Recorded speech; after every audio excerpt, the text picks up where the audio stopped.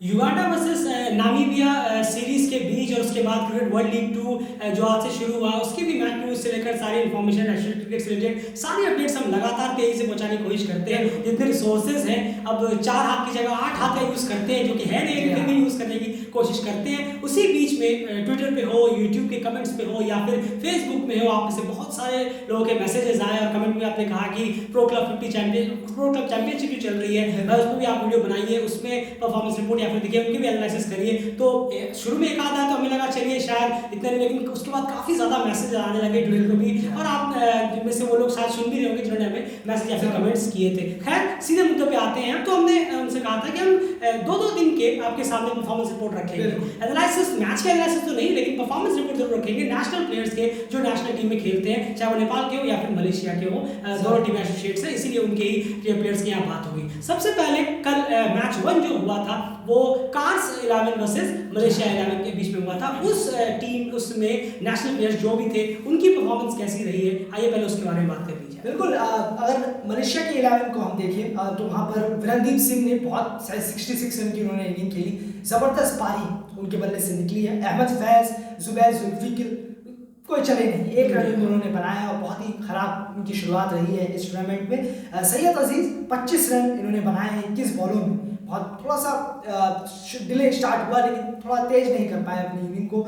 शार्विर मुनियाडी यहाँ आकर उन्होंने 28 रन की पारी खेली और पवनदीप सिंह उन्हें कोई विकेट नहीं मिला, विकेटलेस गए हैं अपने पहले ही मैच में। बिल्कुल, तो यहाँ पर क्लियरली नजर आता है मलेशिया का अभी भी जो प्रॉब्लम है वो जो ट्रांजिशन सीरीज में हमने देखी थी वो प्रॉब्लम स्टिक टू बेसिक यहाँ पर भी हाल है। अब देखिए उनके टॉप के 4 बल्लेबाजी मोस्टली रन करते हैं, शायद 119 या 120 रन टीम ने मारे थे, उसमें से 66 विरनदीप के हो गए, 25 रन सैयद अजीज के हो गए। आप देख लीजिए यहाँ पर 90 से 95 के आसपास करीब रन उन्होंने ही मारे हैं। तो वही प्रॉब्लम अभी भी लगातार टीम के साथ बरकरार है। जुल्फिकर के बल्ले से रन नहीं निकले हैं, उसके बाद अहमद फैज भी यहाँ पर जल्दी आउट हुए नजर आए हैं। वहीं पर दूसरी तरफ अगर बात करें नेपाल की नेशनल टीम में से देव खनल उस टीम में मौजूद थे, उनकी परफॉर्मेंस को कैसे देखते हैं? बिल्कुल, और स्लोइश इनिंग रही है कहना होगा, जो रूपनदेही की तरफ से खेल रहे थे वो, और 22 रन बनाए उन्होंने 34 बॉलों में। तो चलिए अच्छा है, थोड़ा सा रन थोड़ा निकालने की कोशिश है, जमने की कोशिश है, पर आपको ये भी देखना होगा कि ओपोनेंट कैसा है क्या है, तो थोड़ा सा वहाँ पर बेटर हो सकता था, अच्छे रन निकल सकते थे पर निकले नहीं। उम्मीद है कि इस चैंपियनशिप में आगे निकलेंगे जरूर। बिल्कुल, तो 22 बॉल में शायद ओपनिंग करने आए थे देव खन्ना जी हाँ, तो 22 बॉल में 34 बॉल में 22 रन डेफिनेटली बिल्कुल भी जस्टिफाइड नहीं है। साथ आपको बिल्कुल आपने सही कहा, ओपोनेंट भी देखना होगा। अब ये नहीं कि आप स्कॉटलैंड के खिलाफ खेल रहे हैं या फिर नामीबिया के खिलाफ खेल रहे हैं, आप मलेशिया के खिलाफ सिचुएशन ऐसा है, कंडीशन ऐसा तो हो सकता है, तो अप्रिशिएबल है, पर इसमें नहीं, बिल्कुल अप्रिशिएबल नहीं है। तो इसको और ज्यादा स्ट्राइक रेट को बेहतर करने की जरूरत है कि उम्मीद है एक ही मैच हुआ है, आगे जरूर बेहतर करते हुए नजर आएंगे। लेकिन मलेशिया के लिए कहना होगा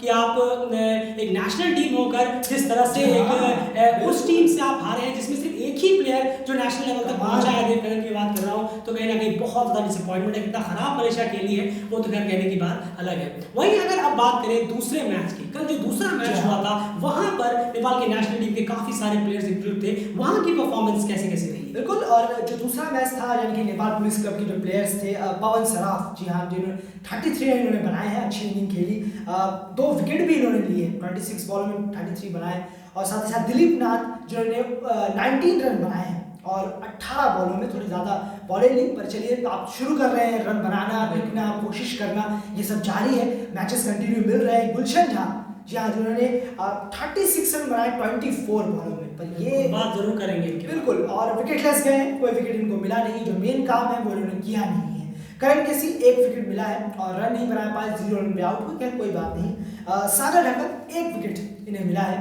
और थोड़ी बहुत बेटर बॉलिंग कराई है, तो ये परफॉर्मेंस प्लेयर्स का रहा है नेपाल पुलिस क्लब की। बिल्कुल, तो सेकंड मैच में इतने ही नेपाल नेशनल टीम के प्लेयर्स थे जी हाँ। तो इनकी यहाँ पर बात करें क्लियरली, सबसे पहले शुरुआत करें पवन श्रॉफ के बारे में अगर, तो यहाँ पवन श्रॉफ कहीं ना कहीं यहाँ पर उन्होंने 33 स्कोर किया है और एक ऑप्शन लगातार माइंड में छोड़ रहे हैं और विकेट भी उन्होंने साथ साथ में निकाले। चलिए परफॉर्मेंस यहाँ पर अच्छी हुई है, आगे आप देखना होगा किस तरह से परफॉर्मेंस रहती है। दिलीप नाथ की बात करें अगर, 18 बॉलों में 19 रन, चलिए अब वही 10-15 रन की बात है, आपके बल्ले से रन निकले हैं, लेकिन ये भी देखना होगा कि आप अभी नेशनल टीम में खेले थे, आपने 2 मैचेस खेले हैं, उसके बाद यहाँ पर थोड़ी सी और बेटर परफॉर्मेंस की उम्मीद थी। कम से कम 30 को अगर आप क्रॉस करते तो ज्यादा बेहतर होता है, क्योंकि आपके पास जी हाँ खुद से पूछना चाहिए कि मुझसे हो क्यों नहीं रहा है।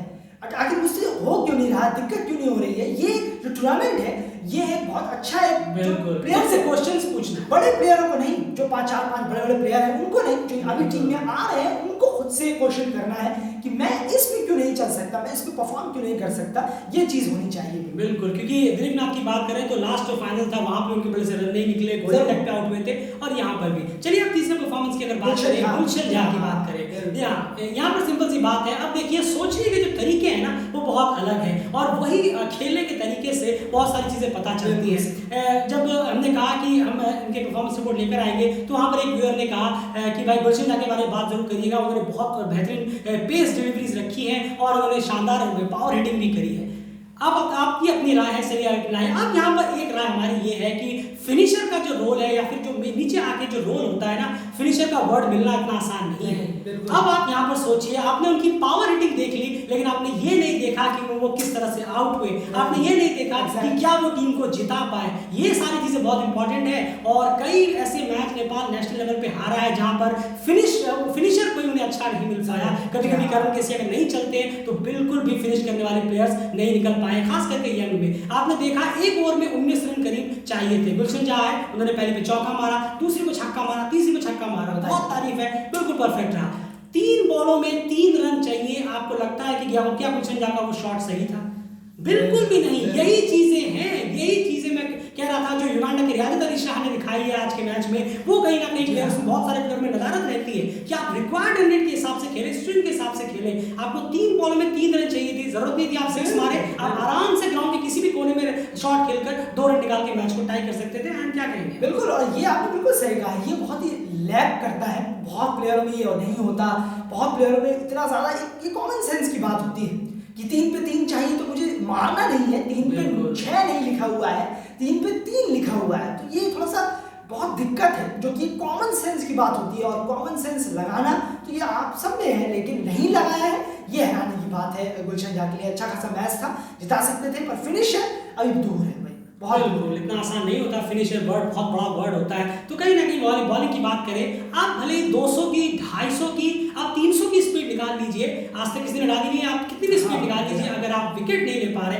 तो कहीं ना कहीं वो बहुत ज्यादा एक चिंता की बात है, क्योंकि सिर्फ स्पीड के दम पे आप टीम के साथ कितने वक्त तक जुड़ेंगे इसकी कोई गारंटी नहीं। स्पीड तो बहुत रहे हैं, शॉन टेट कितने तेज स्पीड हो रहे हैं, लेकिन आप देखिए वो विकेट, शोएब अख्तर इतनी जबरदस्त स्पीड वो निकालते थे, लेकिन उनके साथ साथ उनके विकेट्स भी आप देखिए कितने ढेर सारे हैं। वो राउंड इंडेक्स के साथ ऐसे नहीं कि राउंड इंडेक्स पे खाली उनको तेज डालने की वजह से रखा गया है, जी हां, क्योंकि उन्होंने विकेट्स भी निकाले हैं। शॉन टेट भी, वहीं पे दूसरा आप एग्जांपल देखिए, शॉन टेट जबरदस्त स्पीड उनकी थी, 150, 155, 154, 153 पे लगातार निकाला करते थे, लेकिन लेंथ अच्छी नहीं थी, विकेट्स उनको नहीं मिलते थे। तो आप देखिए कि उनका करियर कितना छोटा रहा है। तो सिर्फ स्पीड से काम नहीं चलेगा, आपको विकेट भी निकालना होगा। चलिए अगर आप दूसरे प्लेयर की बात करें, करण केसी, सिंपल सी बात है, जब मैच शुरू हो रहा था उससे पहले मैंने आपसे कहा था करण केसी देख लीजिएगा आप, यहाँ पर इतना नहीं चलेंगे, क्योंकि करण केसी बड़े मैचों के प्लेयर है। हमने ऐसी मजाक की बात किया था, वो बड़े लेवल पे बड़े सिचुएशन पे चलते हैं, यहाँ देखना वो नहीं चाहेंगे, और देखिए गोल्डन टैग पे बिल्कुल, और वो खेल रहे हैं, ये आप बहुत बड़ी बात है।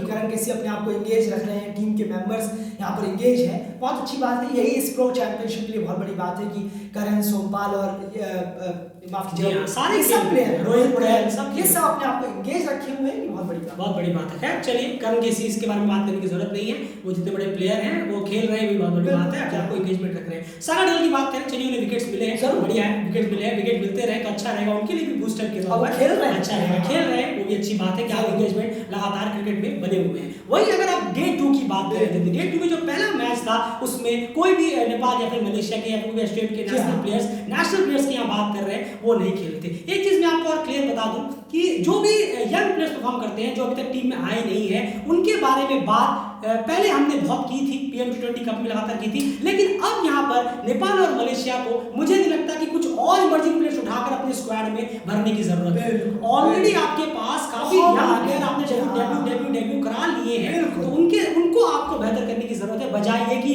नहीं इमर्जिंग में बहुत अच्छा चला, उसको भी उठा लो, उसको भी उठा लो, अच्छा करना है और उससे पहले ठीक करना है, बजाय औरों को लाने की। बिल्कुल, तो इसलिए जरूरत नहीं है कि आप ज्यादा इमर्जिंग के बारे में बात करें, उनको भरते रहे। ऑलरेडी इमर्जिंग, ये सब इमर्जिंग ही लड़के थे, जो अब टीम में आ चुके हैं। चौथे मैच में यार कौन कौन से नेशनल प्लेयर्स खेले हैं और किस तरह की उनकी परफॉर्मेंस? बिल्कुल, देखिए नेशनल प्लेयर की बात करें नेपाल आर्मी क्लब से, तो रोहित पुड़ैल ने आज एक्स्ट्राऑर्डिनरी इनिंग खेली है।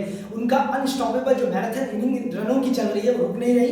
80 रन 57 बॉलों में नॉट आउट रहे। बिल्कुल बताने की जरूरत नहीं है किस तरीके के प्लेयर हैं। भीम शार्की 22 रन 23 बॉलों में रन निकल रहे हैं, थोड़ा सा और बेटर करने की जरूरत है।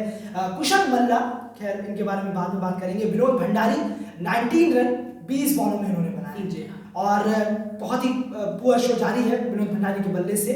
सोमपाल कामी कहने की जरूरत नहीं है, 4 विकेट इन्होंने निकाले हैं। सुशांत भारी 0 विकेट मिले नहीं, इकोनॉमिकल रहे हैं। साहब आलम 2 विकेट, विक्रम सो 2 विकेट। ये नेपाल आर्मी क्लब से हैं जो ये प्लेयर्स खेले। तो चौथे मैच में यही सारे नेशनल प्लेयर्स थे? नहीं, और है जो कि दूसरी टीम से, अगर मैं उनका नाम उनके भी परफॉर्मेंस की बात करें। आर्म पुलिस फोर्स क्लब, जी हाँ, जहाँ पर प्रदीप एरी ने 31 रन बनाए 16 बॉलों में, बहुत अच्छी इनिंग रही। थोड़ा स्टार्ट स्लो था लेकिन अच्छा उन्होंने जनरेट इनिंग को चेंज किया। और लोकेश बाम 9 रन 24 बॉलों में, बहुत स्लोइश इनिंग रही है। संदीप जोला लास्ट प्लेयर 4 रन 9 बॉलों।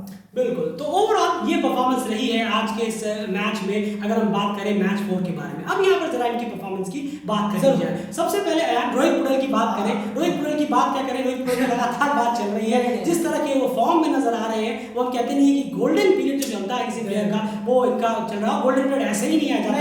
आपने मेहनत करी है, आपने बहुत इसके पीछे बैक स्टेज मेहनत करी है, उसका ही फ्रूट आप अब खा रहे हैं कि लगातार आपकी परफॉर्मेंस में सुधार आ रहा है। और कोई दो राय नहीं है, रोहित पुड़ैल बहुत ही लंबी रेस का घोड़ा इस टीम के लिए बनने वाले हैं। तो उनके बारे में ज्यादा बात ना की जाए। नेक्स्ट प्लेयर की अब बात करते हैं, भीम शार्की की बात करेंगे। चलिए 22 रन आए, ये अच्छी बात है। भीम शार्की बल्ले से रन निकल रहे हैं, 15-20-25 रन निकल रहे हैं, ये बहुत अच्छी बात है उनके लिए। एक बहुत अच्छा साइन है कि वो टीम को योगदान जरूर दे रहे हैं बजाय 0 या 1 रन पे आउट होने से। उसके बाद कुशल मल्ला की बात करते हैं। अब आप क्या इनके बारे में बात करें, आप खुद सोचिए, इस लेवल पे एक क्लब चैंपियनशिप में भी अगर आप 0 पे, शायद गोल्डन डक पे आउट हो रहे हैं, गोल्डन डक पे आउट हो रहे हैं, तो और क्या कहने के लिए बचता है। यहाँ पर वही पुअर परफॉर्मेंस लगातार जारी है, कोई काम नहीं है। जैसे कि हमने पहले ही कहा, आप सिर्फ एक सीरीज या पास्ट में कुछ एक अच्छी इनिंग के दम पे आपकी अगर किसी प्लेयर को लगातार खींचते हुए जाएंगे तो बिल्कुल भी सही नहीं होगा। दूसरों के साथ भी ये कहीं ना कहीं जाहिर हो जाती है। आपने बॉलिंग में कुछ भी करें आप, लेकिन आप टीम में एक पावर हिटर का रोल निभाते हैं, वो अगर रोल आप नहीं निभा पा रहे तो वो डिसअपॉइंटिंग कहीं ना कहीं नजर आ रहा है। उसके बाद विनोद भंडारी की बात करें।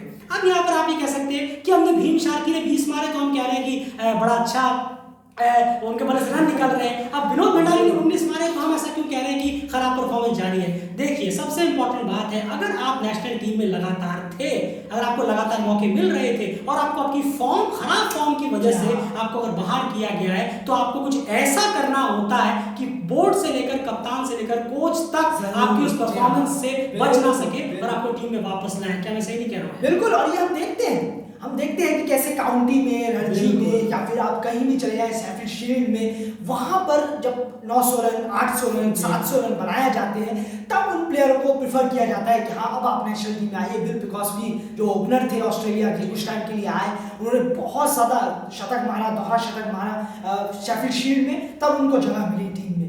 कंकशन लगा, वो बाहर हो गए, लेकिन उस वजह से ही वो टीम में आए, ये देखने की बात है। और हम रणजी में भी ऐसा देखते हैं कि इस तरीके से चलता है। लेकिन विनोद भंडारी परफॉर्मेंस ही अच्छा नहीं कर रहे तो टीम में वापसी तो बहुत मुश्किल। बिल्कुल, इसीलिए हमने कहा कि हमने भीम शार्की को 22 मारे तो कह रहे हैं अच्छा परफॉर्मेंस, लेकिन विनोद भंडारी को यही आपको फर्क समझने की जरूरत है, क्योंकि बहुत सारी बारीक चीजें हैं जो आपके सामने प्रेजेंट करने की कोश करते हैं एनालिसिस में। उसके बाद के प्लेयर्स के सोमपाल कामी की क्या बात करनी, वो जबरदस्त स्ट्राइक बॉलर है टीम के लिए, लगातार अच्छा परफॉर्म कर रहे हैं, 4 विकेट बेहतरीन, और वो 6 विकेट लेते तो मैं सरप्राइज नहीं होता। उसके बाद अगले सुशांत भारी जो विकेट ले लिया, इकोनॉमिकल रहे, क्या बहुत अच्छी बात है। चलिए लेकिन एंगेजमेंट है यार, ये अच्छी बात है। उसके बाद साहब आलम जो 2 विकेट निकाले, इकोनॉमिकल भी रहे, बहुत अच्छी बॉलिंग कराई है, ये इनके लिए अच्छा है। चैंपियनशिप में अच्छा करे, टीम को दिखाएं कि हाँ मेरे अंदर भी कुछ कैपेबिलिटी है, मैं कर सकता हूँ। लेकिन टीम के साथ जुड़े हुए तो रहते हैं ये, पर मैच में खेल कर मैं परफॉर्म कर सकता हूँ, इस तरीके का परफॉर्मेंस होना चाहिए साहब आलम का। चल रहा है थोड़ा बहुत ठीक है, और बेटर करने की जरूरत है। विक्रम सोप 2 विकेट, इनके बारे में क्या कहेंगे? जी हाँ, विक्रम सोप की अगर बात करें तो थोड़ी उनको बैटिंग भी अच्छी खासी आती है, जितना मैंने सुना था, और पेसर ये भी है विक्रम सोप। अब ये देखना होगा कि थ्रो और परफॉर्मेंस इनका आप देखते हैं कि किस तरह से इनकी परफॉर्मेंस रहती है। सबसे इंपॉर्टेंट बात है, हमने पहले ही कहा, जितने भी यंग प्लेयर्स हैं जो भी स्क्वाड में जुड़े रहते हैं, नेशनल टीम में ऑलरेडी आ चुके हैं, उनके लिए ये बहुत अच्छा एक है कि वो इंगेज है, क्योंकि आप खाली बैठे रहते हैं तो आपको ये दिखाने का मौका आप कैप्टन साहब या फिर कोच सर आप सुनिए, देखिए मेरी भी परफॉर्मेंस है, तो आप बैठे रहेंगे तो कैसे होगा। लेकिन एंगेजमेंट है, आप क्रिकेट खेल रहे हैं तो वहां पर एक प्लेटफॉर्म है, आप विकेट्स लीजिए, अच्छी परफॉर्मेंस करिए, इकोनॉमिकल रहिए, तो कहीं ना कहीं आप नजर में जरूर आएंगे और एंगेजमेंट भी आपकी बनी रहेगी। बिल्कुल, पवन शराफ ने 31 रन बनाए हैं 16 बॉलों में और लोकेश बाब ने 9 रन बनाए हैं 24 बॉलों में। इनके बारे में क्या कहेंगे आप? बिल्कुल, 24 बॉलों में 9 रन। जी हाँ, तो ये कहीं ना कहीं क्लियर दिखाता है कि लैक ऑफ कॉन्फिडेंस भी क्लियर नजर आ रहा है लोकेश बाब से। अभी फिलहाल के लिए उनके बल्ले से रन नहीं निकल रहे हैं, क्योंकि हमने एक चैंपियंस सीरीज में भी उन्हें एक मौका मिला था जहां पर उनके पास बहुत ओवर थे जमने के लिए, लेकिन उन्होंने खराब शॉट खेलकर वो मौका गंवाया। अब यहाँ पर भी उनके पास यहाँ तो उससे बेटर मौका था, क्योंकि आपके पास यहाँ पर कोई प्रेशर नहीं था कि आपको इंटरनेशनल गेम खेल रहे हैं। 24 बॉल में 9 रन, कहीं ना कहीं भी बहुत कुछ तलाशने की जरूरत है, लेकिन अच्छा प्लेटफॉर्म है, आप इस प्लेटफॉर्म का यूज करिए और अगले मैच में उम्मीद करेंगे कि आप एक बेहतरीन इनिंग खेल कर निकले। पवन शराफ उन्होंने भी अच्छे खासे बल्ले से 30 रन दिए, चलिए उनका ही परफॉर्मेंस और यहाँ पर संदीप जोरा जो 4 रन बनाए हैं और उन्हें वापसी करने के लिए बहुत कुछ करने की जरूरत है, जैसे हमने पहले ही कहा जरूरत है वापसी करनी है, क्योंकि वो एक ओडीआई भी टी20 भी खेल चुके हैं। बिल्कुल, तो ओवरऑल ये सारे प्लेयर्स थे मैच 1 से लेकर मैच 4 के बीच में जिन्होंने नेशनल लेवल पे नेपाल को रिप्रेजेंट किया हुआ है अपने टीम के लिए, जो अपनी जर्सी पहन चुके हैं नेपाल की, इंटरनेशनल मैचेस जो खेल चुके हैं, और मलेशिया के लिए भी ये सारे प्लेयर्स थे, इसलिए इन्हीं की परफॉर्मेंस की यहाँ बात की गई। ओवरऑल जी हाँ, आपको आप बस थोड़ा सा बस एक चीज, सोपाल कामी, करण केसी और रोहित पुड़ैल इनको साइड करके आपको नहीं लगता कि अभी इस चैंपियनशिप में अभी हमें परफॉर्मेंस और बेटर देखने की जरूरत है? बिल्कुल देखने की जरूरत है, कुछ ऐसी खास परफॉर्मेंस नहीं आई है। हाँ, क्योंकि अगर आप सीनियर प्लेयर्स को एक्सक्लूड कर दें यहाँ पर करण सोमपाल और रोहित पुड़ैल को, तो उसके अलावा कुछ ऐसा एक्स्ट्राऑर्डिनरी परफॉर्मेंस देखने को नहीं मिला है किसी बार कि हाँ इनके अंदर कुछ प्रॉमिसिंग साइन नजर आया है। आप इकोनॉमिकल रहे हैं वो अलग चीज है, आपको विकेट्स ले रहे हैं, आप बॉलर हैं, आप 4 ओवर डालते हैं, आप विकेट्स लिए बिना अपना करियर नहीं बना सकते। सिर्फ इकोनॉमी की डाल के आपका करियर ज्यादा लंबा जाएगा नहीं, और अगर आप कोई अच्छी हार्ड हिटर है तो आपको फिनिश करना भी वहां पर आना होगा। एक चीज और मैं आपको बता दूं, जो भी अभी तक सुन रहे हैं, जिन्होंने गुलशन जाका को सुना था, अगर कुछ लोग चले गए हैं तो शायद वो वापस आए, वो आप सुनेंगे। एक चीज मैं बता दूं, ये जो आप अगर आप में से कई लोग ये सोच रहे होंगे कि गुलशन ने हिटिंग करी तो बहुत अच्छा किया, क्योंकि स्कोर जो है उन्होंने एकदम लेवल पे लाके रख दिया, ये भी देखना है कि क्या आपके बाद विकेट बचे हैं। नहीं, अगर यहीं पे गुलशन जाती ये होता 13 बॉलों में 3 रन चाहिए, या फिर चलिए 3 बॉलों में 3 रन चाहिए, लेकिन आपने हिटिंग की, उसके बाद 4 विकेट बचे, 5 विकेट बचे हैं, आपको ये देखना है मेरे बाद एक बॉलर आएगा जो कि सागर ढकेल है, क्या वो 3 रन भी मार पाएंगे? ये सब सोचने वाली भी बात होती है, उसी को हम कहते हैं सिचुएशंस और रिक्वायरमेंट के हिसाब से अपनी परफॉर्मेंस में निखार लाना। फिलहाल इस एनालिसिस में इतना ही, परफॉर्मेंस रिपोर्ट आपके सामने प्रेजेंट करने की हमने कोशिश की है। प्लीज एफर्ट के लिए वीडियो को ज्यादा से ज्यादा लाइक जरूर करिएगा, कोशिश हमारी पूरी है कि हम सारी चीजें कवर करें, क्योंकि एसोसिएट्स के लगातार हम जो मैचेस हैं उनको कवरेज आपके सामने प्रेजेंट करने की पूरी कोशिश करते हैं। उम्मीद है आप जितने लोगों ने मैसेज किया था उनको उनका जो वो चीज़ हमने पूरी आपको लौटाने की कोशिश की है, तो इसलिए प्लीज एफर्ट करिए, वीडियो को लाइक करिए, चैनल को सब्सक्राइब आप जरूर करिएगा। फिर 4 मैच और होंगे और फिर से हम कल आपके सामने परफॉर्मेंस रिपोर्ट कार्ड कल वापस से आपके सामने लेकर आने की पूरी कोशिश करेंगे। फिलहाल इस वीडियो में इतना ही गाइस, बाय।